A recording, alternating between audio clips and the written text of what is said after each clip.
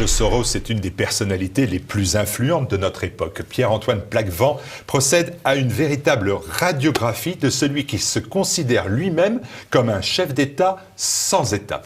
Analyste politique, Pierre-Antoine Plaquevent, vous publiez Soros et la société ouverte. Bonjour. Bonjour Martial. Alors, lorsqu'on observe l'évolution des sociétés contemporaines, on est frappé par la grande diversité des forces qui s'acharnent à les déconstruire.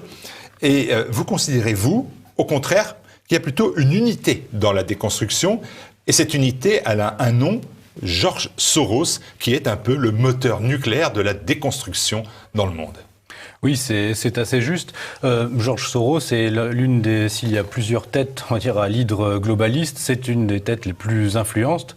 Et on va dire, au travers de son réseau de fondations, il exerce une influence dans différents domaines que j'ai étudiés dans cet ouvrage, notamment la question migratoire, tout ce qui est l'influence au niveau des institutions internationales pour les modifications sociétales. Voilà, oui, donc c'est clairement effectivement je parle de moteur immobile du globalisme, mais il y a quelque chose comme ça. Alors, on va procéder avec méthode, oui, comme vous le faites d'ailleurs dans l'ouvrage. Qui est George Soros? Oligarque, spéculateur, prédateur, philanthrope, bienfaiteur, tout cela à la fois? Quel portrait peut-on faire de ce milliardaire?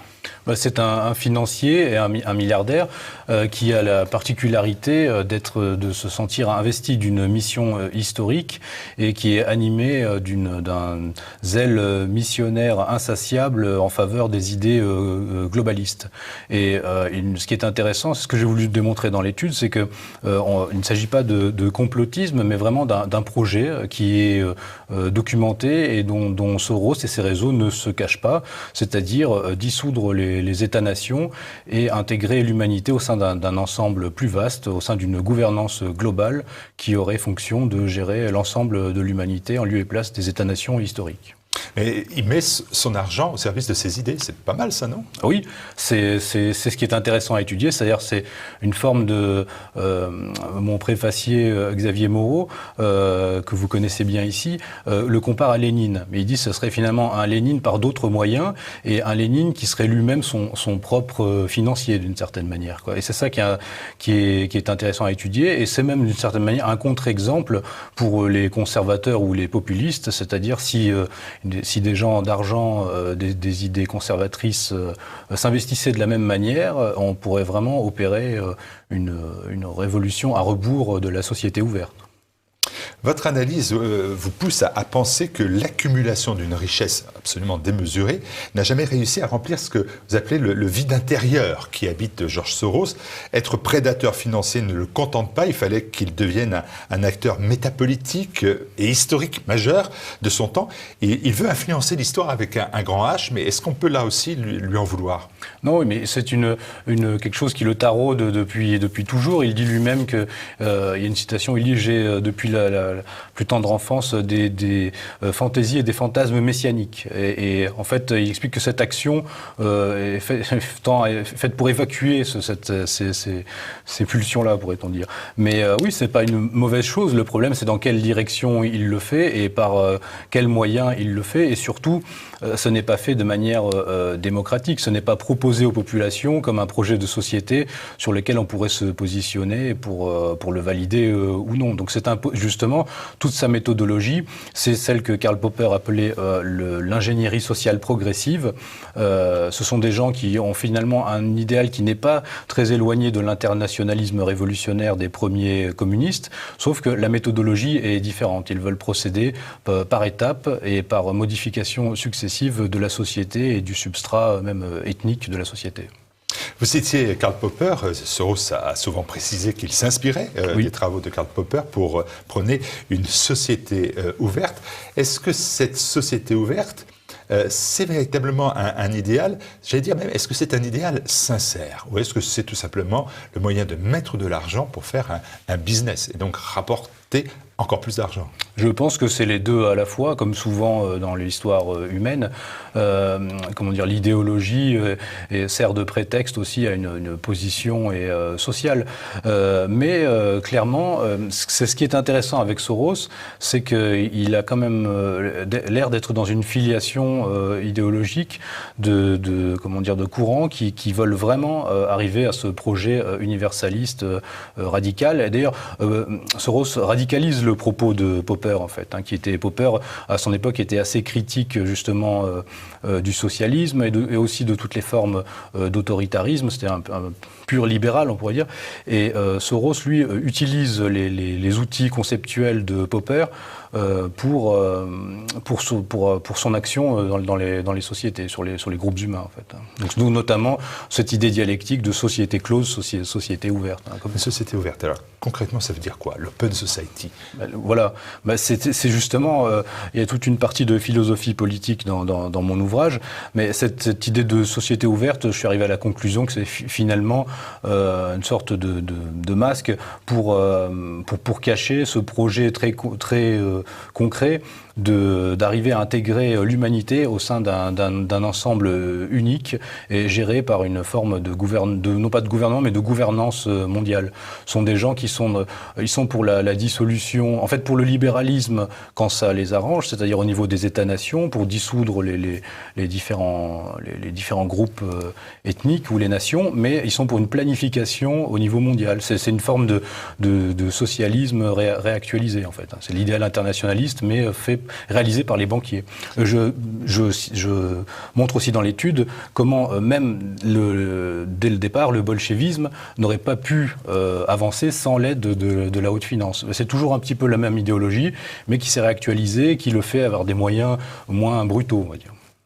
Il a fallu des décennies pour se débarrasser du communisme. Est-ce que cette pensée, qui finalement reste, comme le dit Xavier Moreau, assez rudimentaire et lacunaire, elle peut s'imposer ? Elle s'impose en tant que praxis politique, en tant que méthode de gestion des populations. Je parle beaucoup de l'influence de la cybernétique aussi et de l'ingénierie sociale au travers de personnes comme Gregory Bateson qui ont inspiré, un anthropologue américain qui a inspiré George Soros, qui est un des pères de la cybernétique. Ces gens-là considèrent les sociétés comme des systèmes et les groupes humains comme des systèmes qu'il faut gérer et qu'il faut encadrer. Donc finalement, l'idéologie n'est pas si important. Ce qui compte, c'est le résultat qu'on peut obtenir avec cette idéologie. Et je pense que, par exemple, ce à quoi on a pu assister il y a quelque temps, la révolte des Gilets jaunes, tous des mouvements comme ça, des soulèvements de population, on en aura toujours plus. Ce sont des réactions, selon le principe que George Soros appelle la réflexivité, sont des réactions au projet cosmopolitique radical. Et on aura toujours plus des réactions de ce type-là en Europe occidentale, dans la mesure où les réseaux Soros sont maintenant en difficulté, ont été chassés de Russie, sont chassés de Hongrie. Maintenant, avec l'Italie de Salvini aussi, ils sont en difficulté. Combattus par l'administration Trump, presque leur seule base de repli, c'est l'Europe occidentale, et c'est presque le couple franco-allemand. D'où l'importance de Macron, et d'où un petit peu aussi la pression sur la cocotte minute française. C'est pour ça que tout est très durci en France et très radicalisé. Alors, je parlais de la sincérité dans le combat de George Soros. Toujours est-il qu'il consacre ses réseaux, ses militants, ses milliards dans ce qu'on pourrait appeler tous les méfaits du monde. On le retrouve dans l'immigration de masse, dans la gestion, dans la volonté de faire peser sur les États-nations cette immigration de masse, la dépénalisation des stupéfiants, la théorie du genre. Il est vraiment partout. Oui, c'est à tel point que dans mon étude, je me suis concentré sur certains vecteurs de son action, prioritairement l'immigration, qui est le plus documenté dans mon étude. Effectivement, ensuite, les modifications sociétales, pourrait-on dire, comme par exemple le travail de légalisation, de lobbying en faveur de la légalisation des stupéfiants qu'il mène auprès de l'ONU, au travers de ces ONG, effectivement, au travers des médias, et des changements de régime politique selon la méthodologie des révolutions colorées, inspirée de Jane Sharp, dont je parle aussi dans cet ouvrage. Donc oui, c'est on va dire, c'est tellement vaste que en fait, j'ai voulu montrer secteur par secteur la réalité de cette action. Mais aussi, ce qui est intéressant, c'est de voir que finalement, Soros a lancé une machine, mais qui maintenant le dépasse d'une certaine manière. Lui, il en est le financier, il est maintenant assez âgé, donc il aura des héritiers, son fils par exemple, mais la machine est lancée. Et d'une certaine manière, lui-même, il se vit, je pense, comme un moment de l'histoire. Donc peut-être que d'autres personnalités pourront incarner à nouveau cette idéologie-là. Voilà. Les réseaux Soros sont présents sur quasiment tous les continents. Oui. Est-ce aussi le cas de la France? Est-ce que notre pays est le théâtre d'opération de cette société ouverte de l'Open Society? Clairement, on a des gens, par exemple, le célèbre Jacques Attali, qui est qui est un laudateur français, francophone de Georges Soros, de toutes les actions de Soros. C'est un peu son exemple, hein, il ne s'en cache pas. Et oui, les réseaux Soros ont été actifs même derrière les associations communautaristes comme le Black Lives Matter, qui a été décliné dans sa version française. Aussi, l'Open Society a produit des rapports qui visaient à incriminer les délits de discrimination que commettrait la police française contre les populations d'origine immigrée. Voilà, toutes sortes de choses comme ça. Et surtout, et aussi une partie du personnel politique qui est relié à Soros. Ça mériterait d'ailleurs une étude spécifique, c'est vraiment lister les personnalités politiques qui ont travaillé ou qui ont un rapport avec Georges Soros. Ce qui est intéressant, c'est de voir que même des personnalités conservatrices, par exemple, là c'est pas en France, mais je parle du chancelier Sebastian Kurz, qui fait partie d'un think tank qui s'appelle l'European Council of Foreign Relations, qui a été fondé par Georges Soros, qui est la version européenne du Council of Foreign Relations, et qui explique que par exemple les revirements un petit peu de Sebastian Kurz vis-à-vis de Viktor Orban, et aussi récemment la négociation qu'il y a eu entre Georges Soros et l'Autriche pour rapatrier l'université d'Europe centrale de Budapest à Vienne, suite aux difficultés que rencontre l'Open Society face à Viktor Orban. Donc, on dit en France que les Femen sont financés par Soros, c'est le cas? Oui, les Femen aussi. Les Femen, dans le cadre de l'Ukraine, au travers des ONG de l'Open Society qui ont fait un travail depuis très longtemps en Ukraine, pendant la période de ce qu'on appelait la révolution orange. Là, c'est clairement la méthodologie Soros qui avait été employée. Puis, ils ont finalement utilisé un autre levier, qui est le nationalisme d'Ukraine de l'Ouest. Et ça, c'est très documenté par mon poste Fassier, qui vous connaissez aussi, Lucien Cerise, qui a écrit un livre entier sur l'Ukraine.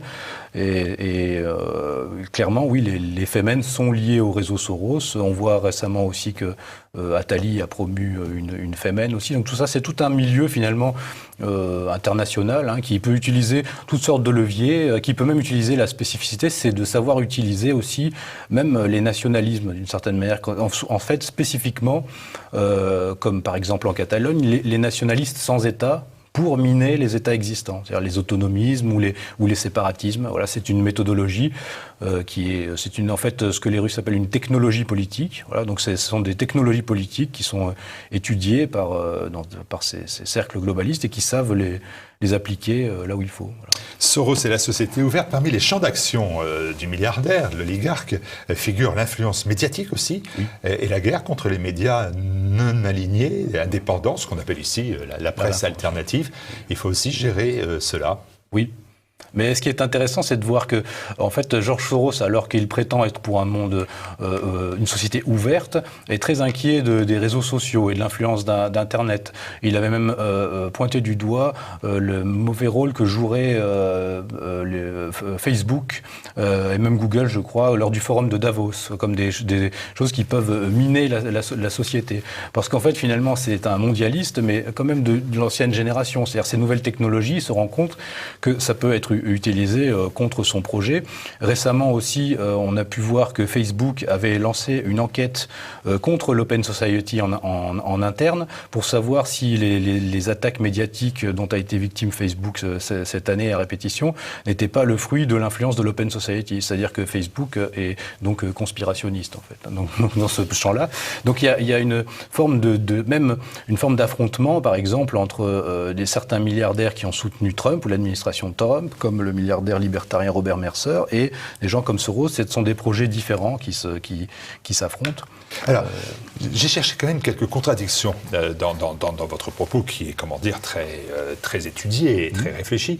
Et par exemple, je sais, le quotidien Le Monde prend toujours fait et cause pour Soros, de manière, je veux dire, quasiment systématique. Est-ce que ça veut donc dire que même la grande presse, la presse de grand chemin, peut être sous influence? Surtout la presse surtout la grande presse, oui. Principalement tous ces journaux qui sont maintenant démonétisés aux yeux de la population et qui ne tiendraient pas sans les subventions publiques. Tous ces gens-là, on va dire, si on parlait en termes marxistes, ils ont un intérêt de classe à défendre l'idéologie de la société ouverte, car c'est ce qui leur permet de se montrer comme un paravent humanistes pour leur domination bien réelle sur la société. Alors ils ont effectivement un intérêt. Et après là, il faudrait étudier au cas par cas les liens que pourrait avoir tel patron de presse avec l'Open Society, ou voilà, ça c'est des choses, moi je reste assez factuel sur les domaines que j'ai étudiés. Mais alors ma réflexion, elle est la suivante. Un journal comme Le Monde soutient Emmanuel Macron. Oui. Emmanuel Macron, si c'est pas un Soros boy, reste un élève de cette école de pensée. Et pourtant c'est Le Monde qui a attaqué Emmanuel Macron la première fois avec l'affaire Benalla. C'est Le Monde qui l'a publié. On peut se dire que depuis 6 mois, Le Monde a porté le premier coup et que les coups se suivent. Moralité, est-ce que Soros est capable finalement de gérer tout? Et s'il gérait tout, pourquoi on attaque Emmanuel Macron? Il devrait être défendu par les uns, par les autres, par l'Open Society. Et finalement, les coups qu'il reçoit ne devraient pas le toucher. Ce que j'ai essayé de montrer dans cette étude, c'est justement que les choses ne sont pas monocausales et que, en fait, on n'a pas, tout est question de rapport de force, y compris au sein des forces mondialistes. Là, je vous parlais de cet affrontement entre les GAFA et l'Open Society, par exemple. C'est justement là que le projet de société ouverte est utopique, c'est qu'il veut réaliser une humanité sans conflit, mais donc sans frontières, donc sans conflit, c'est impossible. Donc en fait, comme le communisme, il peut accoucher paradoxalement de quelque chose de plus dur, et je pense que récemment la répression des Gilets jaunes, par exemple, a montré qu'en fait, plus on va aller dans ce principe de société ouverte, plus il faudra, comme le communisme, avoir au contraire un retour, une autorité policière plus dure pour tenir cet ensemble-là, vu que tous les étages intermédiaires de la société, tous les corps intermédiaires sont progressivement arasés pour réaliser ce projet. Le sorosisme, combien de divisions finalement? Regardez en Italie, oui. Soros recule. Dans un tout petit pays, un président courageux, mais issu du monde conservateur, Viktor Orban, est capable de faire reculer Soros. Rendez compte, vous nous expliquez pendant 500 pages que c'est le diable, et il y a un homme dans un petit pays qui est capable de le faire reculer. Il a lui-même d'ailleurs été bénéficiaire d'une bourse de Soros dans les années 90. C'est ce que vous révélez, effectivement. Voilà. Oui, ce que je montre justement, c'est que c'est possible. En fait, ce n'est pas forcément le diable, c'est, on va dire, un des personnages les plus actifs de cette cause-là, de cette cause de la finance, de l'hyperclasse mondialiste et de la haute finance internationale, qui utilise ces leviers pour réaliser son projet. Mais effectivement, l'intérêt d'une telle étude, c'est de faire comprendre le projet pour que là, pour le coup, des gens politiques ou des hommes politiques comprennent ce qu'ils ont en face et orientent la société différemment. Et c'est possible, parce qu'en fait, combien de divisions, mais surtout combien de milliards, parce que tout est une question de financement. Si des forces conservatrices commencent à... En fait, ce qu'il faut comprendre, c'est finalement la politique... Comment dire, le véritable division du système politique international, ce serait un petit peu, de manière un peu schématique, mais la haute finance idéologique en haut, plus en dessous, le monde justement des médias, qui façonne un peu l'église de l'opinion globale, ensuite le monde de la technocratie et des pouvoirs non élus, et dont font partie les ONG, de ces organisations non gouvernementales, et en dessous seulement le monde de la politique parlementaire, donc ce qui nous est donné à voir à nous, la population. Donc si le pouvoir politique change, il aura face à lui tous les autres étages de la fusée. C'est ce qui est en train de se passer en Italie, c'est ce qui se passe en Hongrie, mais c'est possible. Mais pour cela, il va avoir une volonté politique et avoir bien identifié le projet qui est en cours et qui s'actualise. Là, voilà, on a eu le pacte de Marrakech et le projet qui continueront de porter, parce que de toute façon, ces gens-là n'ont pas de plan B. Hein. C'est vraiment, pour eux, ils ne comptent pas changer leur agenda selon les velléités des populations. Est-ce que la bonne nouvelle, finalement, c'est pas que le sorosisme s'écrase finalement lui aussi contre le mur de la réalité? Oui. Regardez, les peuples se soulèvent face aux vagues migratoires qui fondent sur l'Europe. Cette réaction salvatrice pour les uns et inquiétante pour les autres, ça, Soros ne s'y attendait pas. Il pensait que tout ça suivrait son cheminement et que les peuples ne réagiraient pas, ils réagissent. Alors, il s'y attendait pas, mais en même temps, il passe des pages entières à nous parler de ce principe qu'il appelle la réflexivité historique, qui est justement que, d'une certaine manière, l'ingénieur social ne peut pas tout maîtriser. Et il y a toujours des retours réflexifs qu'il appelle donc des choses qu'on ne peut pas maîtriser. C'est ce qui est en train de se passer. Mais je pense que plus dangereux... En fait, c'est une utopie, la société ouverte. C'est comme le communisme, donc ça ne peut pas se réaliser. Mais avec l'utopie, ce qui est dangereux, ce n'est pas la réalisation de l'utopie, mais c'est les conséquences de l'utopie non réalisée. Donc c'est quand on va sortir de ce monde-là, voilà, on va être quand même en difficulté face au réel. Voilà, il faut revenir maintenant à la réelle politique, comme le fait Trump, comme le font Poutine, Orban. Voilà. Seulement ça peut nous sauver, c'est-à-dire sortir de l'idéologie et retrouver la réelle politique. Ces gens-là veulent nous mettre dans un monde où c'est l'inverse. Tout est moral. La politique est constamment confondue avec le moralisme et progressivement on dissout le politique dans le moralisme. Donc c'est l'inverse qu'il faut faire. Alors dans la société ouverte, eh bien, on fait comme dans l'ancien monde, c'est-à-dire qu'on transmet son pouvoir et son argent à ses enfants. Oui. Il y a quelqu'un pour récupérer et à la fois les lingots et l'utopie? Alors l'utopie, je ne sais pas, mais en tout cas, oui, l'héritage concret, ce serait son fils, Alexandre Soros. Et puis de toute façon, là, comme je vous disais, c'est un ensemble de fondations, c'est une sorte de machine maintenant qui, je pense, continuera à fonctionner. Ils trouveront d'autres... Et ce qui est intéressant, c'est de voir que c'est censé être une fondation privée, mais en fait, c'est un partenaire de toutes les institutions politiques, comme l'Union européenne, l'ONU. Donc, c'est quelque chose. En fait, c'est quelque chose de non démocratique qui utilise en permanence le prétexte des droits de l'homme et de la démocratisation des sociétés dites closes. Donc, c'est en une autre façon une hypocrisie monstrueuse. Georges Soros est plus tout jeune. Est-ce qu'il a déjà adoubé son fils? Est-ce que c'est le dauphin? Il est de plus en plus, il envoie des signaux dans ce sens-là. Et surtout, il a transféré une grande partie de ses actifs à l'Open Society directement, je crois, quelque chose comme 16 milliards ou quelque chose comme ça. Oui, parce que ce sont des dimensions auxquelles nous... Oui, c'est sûr, surtout sur TV Liberté. Mais, et puis, alors la mauvaise nouvelle, c'est que Soros, même mort, ce ne sera pas mort. C'est un petit peu la mauvaise nouvelle, mais par contre, la bonne nouvelle, d'une certaine manière, je pense, c'est comment dire, maintenant, on a vraiment un affrontement entre deux organisations du monde qui se présentent, continuer dans cette utopie-là, ou aller vers un monde multipolaire avec des ensembles régionaux qui recommenceront à fonctionner selon une logique un peu plus westphalienne, et c'est ce que Soros et ses réseaux veulent. C'est pour ça qu'ils ont combattu sans arrêt et sans interruption l'administration Trump. Parce que via les démocrates et via les médias aux États-Unis, parce que pour eux, ça leur pose un problème mortel si un des cœurs de l'Empire commence à se tourner vers le nationalisme économique, vers le protectionnisme.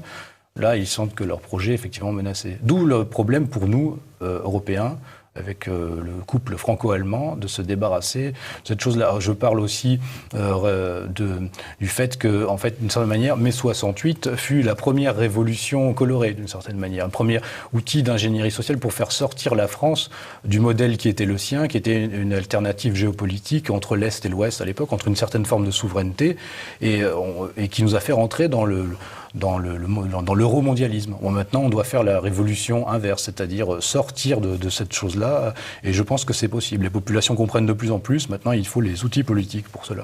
Et ben voilà un outil, c'est Soros et la société ouverte, un outil important parce que documenté, très neutre. Oui, très neutre. C'est pas un livre de combat, c'est un livre de faits, documents, sourcés, qui permet d'avoir surtout une bonne connaissance du personnage dont on n'a décidément pas fini de parler.